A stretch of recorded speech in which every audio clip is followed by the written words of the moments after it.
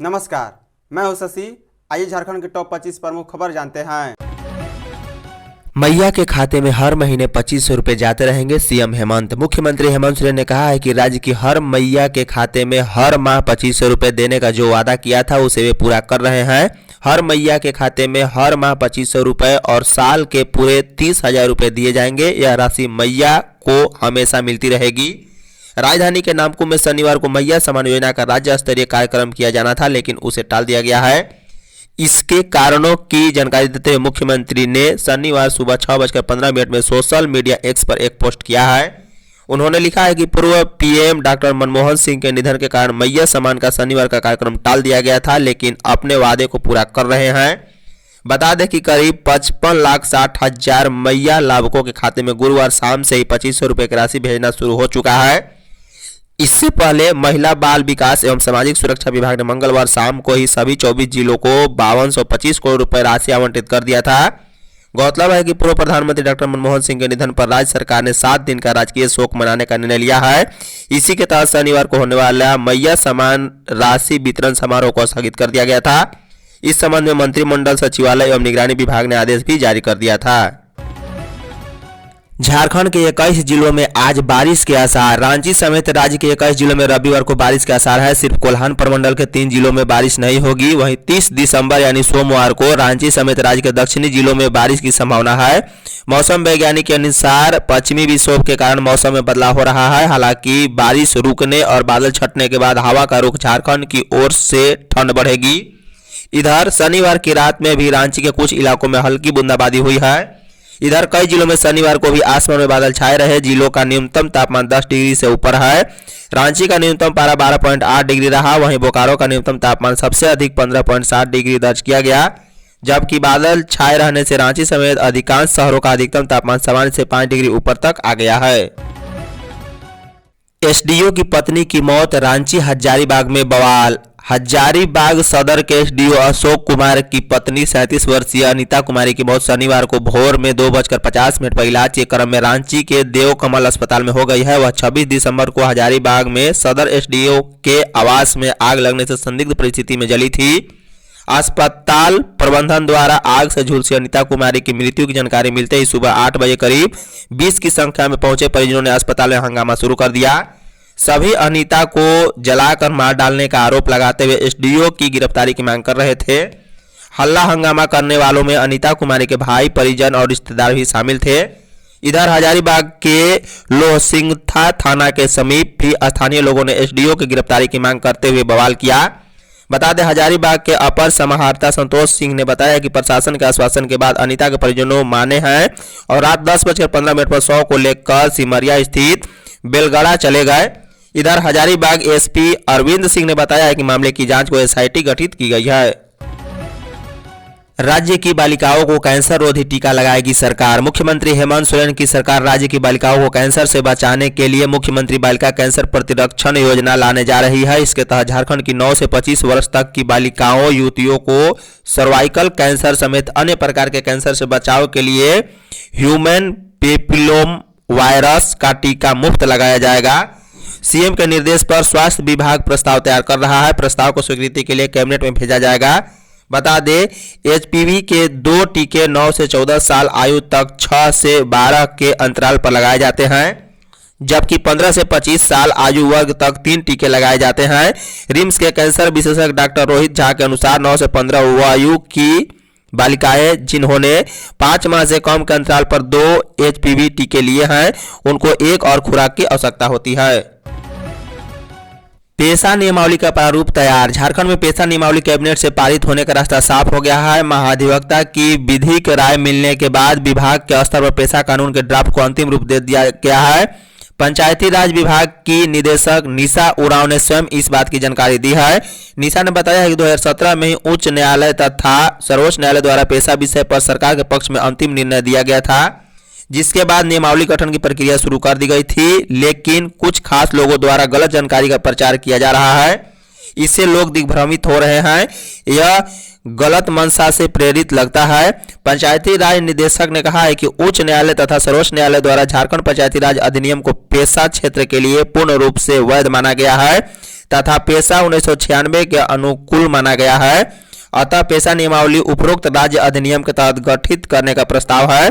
शेष 10 पेशा राज्यों द्वारा यही प्रक्रिया अपनाई गई है। पिछड़े वर्ग की जातियों के अध्ययन के लिए बीएलओ तैयार। प्रस्तावित नगर निकाय चुनाव से पहले ओबीसी वर्ग को आरक्षण देने की प्रक्रिया के लिए ट्रिपल टेस्ट किया जाना है। इसे लेकर सभी जिलों में सर्वे का काम शुरू किया गया है। सभी वार्डों के बीएलओ के साथ बैठक कर सर्वे के लिए पहले ट्रेनिंग प्रोग्राम आयोजित किए जाएंगे। इसी कड़ी में शनिवार को रामगढ़ जिला समाहरणालय सभागार में डीडीसी रोबिन टोपो की अध्यक्षता में एक बैठक हुई है। बैठक में वार्डों के बीएलओ द्वारा किए जाने वाले सर्वे को लेकर एक प्रशिक्षण दिया गया। इस दौरान डीडीसी कार्यपालक पदाधिकारी उपस्थित रहे। सभी बीएलओ को नगर परिषद के क्षेत्र अंतर्गत पिछड़े वर्ग की जातियों के अध्ययन के लिए भरे जाने वाले प्रपत्र में मतदान संख्या, मतदाता का नाम, पिता नाम, उम्र, लिंग, अनुसूचित जाति, अनुसूचित जनजाति, सामान्य BC1 एवं BC2 के तहत किए जाने वाले सर्वे को लेकर विस्तार से जानकारी दी गई। प्रशिक्षण के दौरान सभी बीएलओ को समय पर सर्वे का कार्य पूरा करने का भी निर्देश दिया गया है। विधायक जयराम महतो की दादी सब्जी बेचती दिखी। डुमरी विधानसभा क्षेत्र के विधायक जयराम महतो की दादी झुपरी देवी शनिवार को धनबाद के तोपचांची हटिया में सब्जी बेचती दिखी है। 84 वर्षीय झुपरी देवी अपने खेत में उगाई सब्जियों को बेचने हटिया पहुंची थी। बता दें, जेल के एम विधायक जयराम महतो को जब यह जानकारी दी गई तब उन्होंने कहा है कि हम लोग जमीन से जुड़े लोग हैं। खेती बाड़ी करना पूर्वजों से चला आ रहा पेशा है। मेरी दादी इस उम्र में भी खुद खेती करती है और सब्जी बेचने के लिए हटिया तक चली जाती है। इसमें शर्म की कोई बात नहीं है। जयराम महतो ने कहा, 4 बच्चे पैदा करे और 2 को विद्रोह की भावना से तैयार करे। विस्थापित संघर्ष समन्वय समिति बेरमो का 1 दिवसीय विस्थापित सेमिनार शनिवार को विनोद बिहारी महतो फुटबॉल ग्राउंड करगली में हुआ। बैठक में 6 जनवरी से सीसीएल ढोरी, B&K व कथारा एरिया के बेमियादी चक्का जाम आंदोलन को सफल का निर्णय लिया गया। यहाँ मुख्य अतिथि डुमरी विधायक जयराम महतो ने कहा है कि विस्थापित हम 2 हमारे 2 नहीं बल्कि हम 2 हमारे 4 की तर्ज पर बच्चे पैदा करें। 2 बच्चों को विद्रोह की भावना के साथ तैयार करें ताकि वे अपना हक अधिकार के लिए मजबूती से लड़ सके। उन्होंने कहा है कि कोयलांचल में हजारों किसान मासूम और भोले भाले लोग हैं जो पिछले 70 वर्षों से अपनी लड़ाई घिस घिस कर लड़ रहे हैं। उन्होंने कहा है कि विस्थापित कई समूहों में विभाजित हैं। सभी को निजी महत्वाकांक्षा छोड़ एक मंच पर आना होगा। न्यू ईयर के जश्न में कोई खलल नहीं डाल पाए, पुलिस तैयार। न्यू ईयर 2025 के जश्न में कोई खलल नहीं डाल पाए, पुलिस ने इसकी तैयारी कर ली है। नए वर्ष पर हुड़दंग, छेड़खानी और पब्लिक प्लेस पर नशा करते पकड़े जाने वालों को नया साल हाजत में काटनी पड़ सकती है। पूर्वी सिंहभूम जिले के सभी थाना प्रभारियों को नए वर्ष के दौरान विशेष रूप से हुड़दंग करने वालों और छेड़खानी करने वालों पर पैनी नजर रखने और सुरक्षा व्यवस्था का ख्याल रखने को कहा गया है। पुलिस बलों से कहा गया है कि वे 31 दिसंबर की रात से ही हर चौक चौराहा पर जांच अभियान चलाए।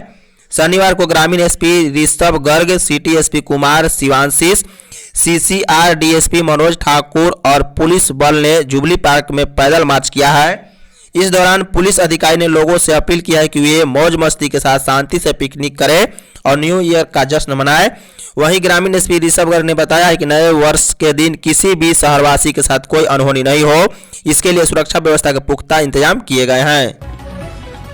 राष्ट्रीय योगासन प्रतियोगिता में 26 राज्यों के 800 खिलाड़ियों का हुआ जुटान। इंडियन योगा फेडरेशन के तत्वाधान में धनबाद जिले में पहली बार राष्ट्रीय योगासन प्रतियोगिता का आयोजन केड्रो वर्ल्ड स्कूल आमाघाट गोविंदपुर में किया गया।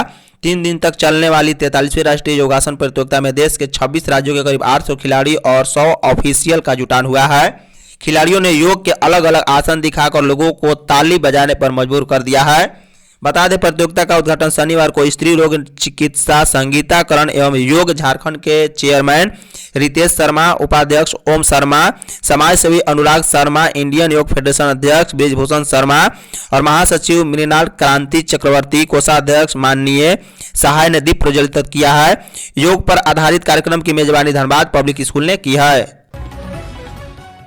जंगल में बैठ कर साइबर ठगी करते 10 गिरफ्तार। साइबर थाने की विशेष टीम ने गुप्त सूचना पर सरवा थाना क्षेत्र के सुंडियाडीह के पास व सारठ देवघर मुख्य पथ पर स्थित घोरपास जंगल में छापेमारी की है। इस दौरान पीएम किसान योजना के अधिकारी व विभिन्न कंपनियों के कस्टमर अधिकारी बनकर ठगी करते 10 साइबर आरोपी को गिरफ्तार किया गया। पुलिस मीडिया सेल द्वारा दी गई जानकारी के अनुसार गिरफ्तार साइबर आरोपितों में सारवा थाना क्षेत्र के कुंडा गांव निवासी पलटन कुमार दास, मधुपुर थाना क्षेत्र के नवी बक्सर रोड भेड़वा निवासी सुनील कुमार दास, कोरवा थाना क्षेत्र के डूमरगांव निवासी अनिल कुमार दास शामिल हैं। 40 लाख SC/ST विद्यार्थियों को दी गई मैट्रिक छात्रवृत्ति। आदिवासी कल्याण आयुक्त अजय नाथ झा ने कहा है कि शैक्षणिक सत्र 2023-24 के लिए लगभग 40 लाख SC/ST विद्यार्थियों को प्री मैट्रिक और पोस्ट मैट्रिक छात्रवृत्ति प्रदान कर दी गई है। वर्ष 2024 में 2 चुनाव होने वाले के बावजूद राशि विद्यार्थियों के खाते में हस्तांतरित की गई है। राज्य में 35,09,863 विद्यार्थियों को प्री मैट्रिक व 4,89,765 छात्र छात्राओं को पोस्ट मैट्रिक छात्रवृत्ति दी जा चुकी है। शैक्षणिक सत्र 2024-25 के लिए भी 18,08,878 छात्र छात्राओं को प्री मैट्रिक छात्रवृत्ति दी गई। कल्याण आयुक्त ने शनिवार को सोशल मीडिया अकाउंट पर पोस्ट कर ई कल्याण छात्रवृत्ति के तथ्यों की जानकारी साझा की है। झारखंड के 65 लाख गरीब परिवारों को 6 माह से नहीं मिल रहा नमक। राज्य के 65 लाख गरीब परिवारों को पिछले 6 माह से नमक नहीं मिल रहा है। राशन कार्डधारियों को इस वर्ष जून माह में अंतिम बार नमक का वितरण किया गया था। तब PDS दुकान से लगभग 57% लाभुकों के बीच 1-1 किलो नमक का वितरण हुआ था। नमक वितरण योजना वित्तीय वर्ष 2011-12 में शुरू हो गई है। इस योजना के तहत राष्ट्रीय खाद्य सुरक्षा अधिनियम से जुड़े परिवारों को प्रति परिवार प्रति माह 1 किलोग्राम फ्री में नमक 1 रुपये किलोग्राम की दर से वितरण किया जाना है। इधर वित्तीय वर्ष 2022-23 में झारखंड राज्य खाद्य सुरक्षा अधिनियम से जुड़े लाभुकों को भी इस योजना से जोड़ा गया। इस योजना के तहत राज्य में प्रति माह 6500 मीट्रिक टन नमक की जरूरत है। बता दें, JSFC ने वित्तीय वर्ष 2024-25 के 3rd क्वार्टर के नमक वितरण को लेकर दिसंबर माह में टेंडर निकाला है। इसकी अंतिम तिथि 16 जनवरी 2025 निर्धारित की गई है। पलामू के MMCH अस्पताल देखकर भड़के मंत्री राधाकृष्णन किशोर। हेमंत सोरेन कैबिनेट के सभी मंत्री इन दिनों एक्शन मोड में दिखाई पड़ रहे हैं। वे हर दिन सरकारी संस्थाओं का दौरा कर वहां की समस्याओं से रूबरू हो रहे हैं। इसी क्रम में शनिवार को झारखंड के वित्त मंत्री राधाकृष्णन किशोर पलामू के मेदनी राय मेडिकल कॉलेज अस्पताल पहुंच गए हैं।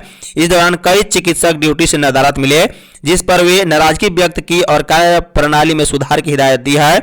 इसके बाद अस्पताल परिसर में बिखरी गंदगी देखकर मंत्री वे भड़क गए। उन्होंने कहा है कि अस्पताल की दुर्दशा काफी चिंताजनक है। स्वस्थ लोग भी यहां रहकर बीमार हो जाएंगे। वित्त मंत्री राधाकृष्णन किशोर ने इस दौरान कई मरीजों से मिलकर बातचीत की और उन्हें मिल रहे सुविधाओं का भी जायजा लिया है। उन्होंने कहा है कि राज्य सरकार द्वारा स्वास्थ्य पर खर्च करने के बाद भी लोगों को बेहतर स्वास्थ्य सुविधा उपलब्ध नहीं होना चिंता का विषय है। JSSC जल्द करेगा लेखा सहायक की नियुक्ति। झारखंड की सरकारी नौकरियों की तैयारी में लगे हैं तो आपके लिए अच्छी खबर है। दरअसल JSSC द्वारा जल्द ही लेखा सहायक के पदों पर भर्ती की जाएगी। इसकी नियुक्ति वित्त विभाग में होगी। कुल 384 पदों पर अभ्यर्थियों की बहाली होगी। राज्यपाल संतोष कुमार गंगवार ने झारखंड वित्त अवर लेखा सेवा भर्ती प्रोन्नति व अन्य सेवा शर्त नियमावली की मंजूरी दे दी है। राज्यपाल संतोष कुमार गंगवार की मंजूरी के बाद वित्त विभाग ने इसका गैर प्रकाशन भी कर दिया है। इनके अनुसार वित्त विभाग में वरीय लेखा सहायक तथा लेखा अधीक्षक के पद प्रोन्नति से भरे जाएंगे। वरीय लेखा सहायक का कार्यबल 217 व लेखा अधीक्षक का कार्यबल 70 होगा। अनुशासन व शारीरिक दक्षता के लिए पुलिसकर्मियों की होगी साप्ताहिक परेड।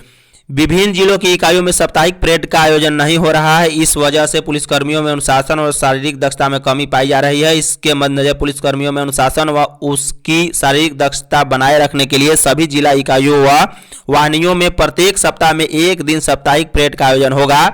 इस संबंध में पुलिस मुख्यालय ने जिलों, ट्रेनिंग सेंटर व संबंधित पुलिस इकाइयों के अधिकारियों को आदेश जारी किया है। इसमें कहा गया है कि संबंधित अधिकारी अपने अपने जिलों, इकाइयों, वाहिनियों के मुख्य परेड मैदान में प्रत्येक सोमवार को परेड का आयोजन सुनिश्चित कराएंगे। धन्यवाद।